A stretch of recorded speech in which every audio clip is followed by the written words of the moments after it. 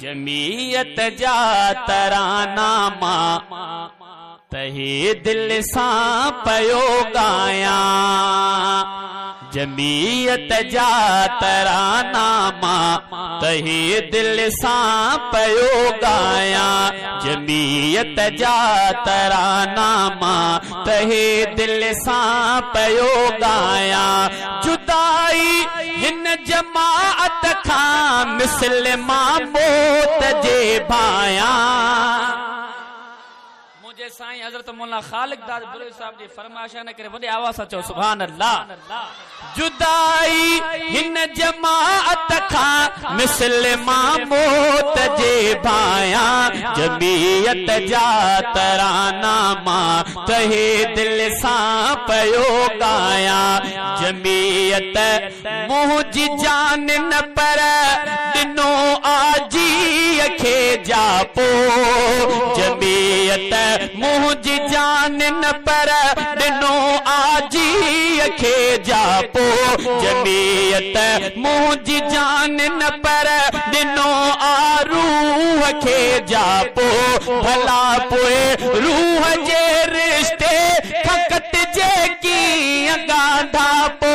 बग़ैर रूह जे थींदो जिस्म बे कहिड़े कम आपो। जमीयत पंज जानी असां वफा जो थो कसम खावा। जमीयत पंज जानी असां वफा जो थो कसम खावा।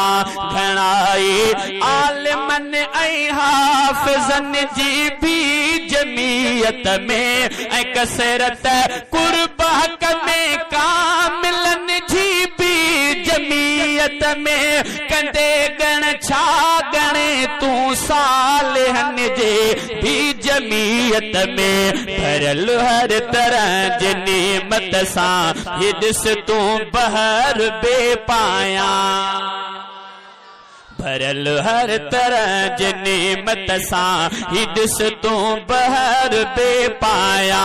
कॾहिं कंहिं वक़्त जे फिरऔन खां ही कोन की बाइने। हाणे बि इमरान खान दौरे हुकूमत जो वज़ीर आज़म आहे। उनखे जमात उलमा इस्लाम जो क़ाइद मिलत इस्लामिया इमाम इनक़लाब हज़रत मौलाना फज़ल रहमान साहब ललकारे रहियो आहे कि न? चई रहियो आहे न?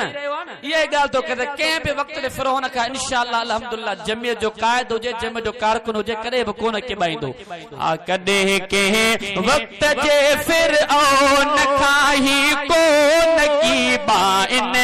लहन मैदान में भर वसो अल्लाह ते भाइन। मरन बुख भी भली पर गैर देख अख न वाजाइन। हाणे जेको लफ़्ज़ चवां न ख़ुशीअ मां चढ़ियो सुभान अल्लाह चवंदो। ओ मरन बुख भी भली पर गैर देख अख न वाजाइन। जमीयत जे जियालन खे ख़ुशीअ मां हार पाराया। जमीयत जे जियालन खे ख़ुशीअ मां हार पाराया। मिशन मैदान वारे जा मुजाहिद ही अथई सियासी। सियासत आलिमन जे खां रहे पुरखौफ खन्नासी। जमीयत जे जुआनन ते जले थो कुफर जो प्यासी। पटे पाड़ों पलीतन जो जहन्नम पार उछलाया।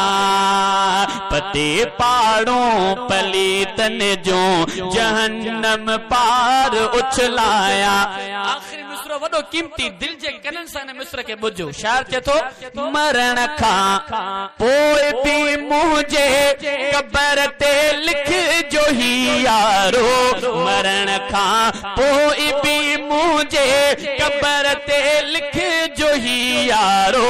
जियालो हो जमीयत जो खुदा के थी वयो प्यारो। करे इन जे सब सबब मन मुंह मथा का बाझ बाझारो लिखी छॾे यार हसनी दिल जुगालियों तो खिल खिराया जुदाई हिन जमाअत खां मिसलमा मौत जे भाया मफादन ले मुवाकिफ खां कॾहिं बि विख हटिया नाहियो जियाला हूं जमीयत जा कटिया हूं तबे मटिया नाहियो मफादन ले मुवाकिफ खां कॾहिं विख बि हटिया नाहियो।